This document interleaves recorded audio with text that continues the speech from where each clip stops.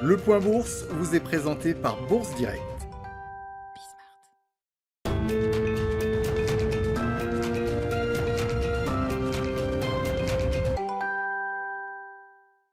Clôture en nette progression ce soir à la Bourse de Paris avec un CAC 40 qui gagne 1,40% à 6339 points au terme d'une séance marquée par la publication des indices PMI en zone euro, mais également par la publication de l'indice ISM aux États-Unis ou encore de l'enquête sur l'emploi ADP aux États-Unis également pour le mois d'avril.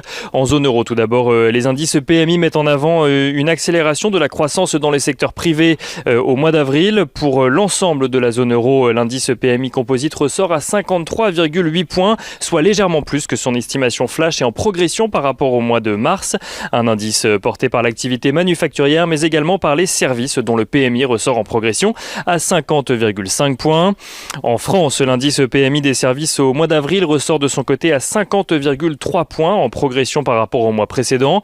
Au global, le PMI composite progresse de 1,6 points à 51,6 points et ce malgré les mesures de restriction.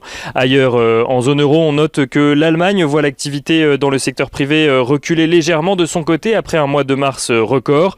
Le PMI composite passe de 57,3 points en mars à 55,8 points au mois d'avril, avec un léger recul dans les services comme dans le secteur manufacturier.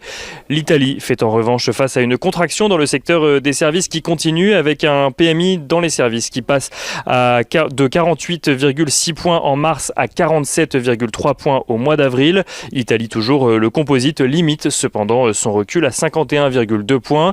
Et on finit avec l'Espagne qui voit son activité de service faire un bond au mois d'avril et passer de 48,1 points au mois de mars à 54,6 points au mois d'avril. Aux États-Unis, à présent, encore un peu de chiffres avec l'indice ISM cette fois-ci, plus suivi aux États-Unis que l'indice PMI Market. L'indice ISM qui fait état, lui, d'un recul des activités de services au mois d'avril, ressortant à 62,7 points contre 63,7 points au mois de mars. Mais les investisseurs qui ont surtout découvert cet après-midi l'enquête sur le nombre de créations d'emplois aux États-Unis menée par le cabinet ADP. Le cabinet ADP qui estime à 742 000 le nombre de créations d'emplois dans le secteur privé au mois d'avril, un niveau élevé, le plus élevé depuis septembre, même si le consensus Bloomberg s'attendait à plus. Il n'en reste pas moins qu'en mars et en avril, plus d'emplois auront été créés aux États-Unis que sur les 5 mois précédents, à savoir 1 300 000 emplois créés sur ces 2 derniers mois. Donc, verdict à présent vendredi en ce qui concerne les chiffres de création d'emplois du Bureau of Labor Statistics. Rappelons également brièvement que les craintes d'une réduction du soutien de la Fed sont toujours présentes aux États-Unis. Les investisseurs ont légèrement été déstabilisés hier par une déclaration de Janet Yellen. Celle-ci a en effet estimé qu'une légère hausse des taux pourrait être nécessaire afin d'éviter une surchauffe de l'économie américaine. Avant de revenir sur cette déclaration après la clôture de Wall Street, précisons que cela n'était ni une suggestion ni une prévision. Du côté des valeurs qu'il fallait suivre à présent aujourd'hui à la Bourse de Paris, on note tout d'abord que le chiffre d'affaires de Stellantis progresse de 14% à près de 37 milliards d'euros au premier trimestre, porté notamment par une demande venue d'Europe mais aussi du continent américain, et ce malgré la pénurie de semi-conducteurs, une pénurie dont l'impact devrait se faire sentir au second semestre selon le groupe. En attendant, Stellantis confirme son objectif de marge opérationnelle, comprise entre 5,5% et 7,5% pour 2021. Le titre Stellantis qui s'apprécie ce soir et gagne 7%.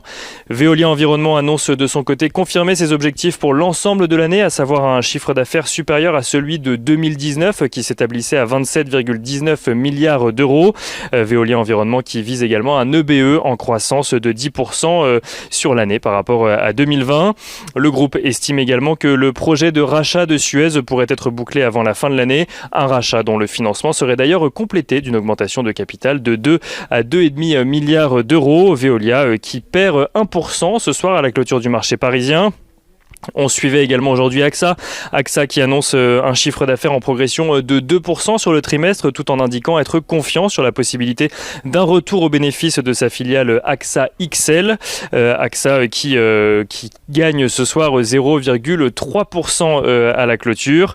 On continue avec Solvay qui annonce un bénéfice par action en progression d'un peu plus de 11%, constatant une reprise économique sur un grand nombre de ses marchés. Solvay qui gagne 4,4% ce soir, et on finit avec Bombardier qui annonce la vente de sa participation de 3,1% au capital d'Alstom pour un montant de 506,2 millions d'euros très exactement. Alstom qui suite à cette annonce n'a pas beaucoup évolué, clôturant ce soir à plus 0,09%. Et on finit avec l'agenda de la journée de demain. Demain, les investisseurs prendront connaissance des résultats trimestriels de Thales, mais aussi d'ArcelorMittal, EssilorLuxottica, Legrand ou encore Société Générale. Une journée donc avec beaucoup de résultats trimestriels, mais aussi beaucoup de statistiques comme les ventes au détail en zone euro ou encore l'indice PMI des services au Royaume-Uni.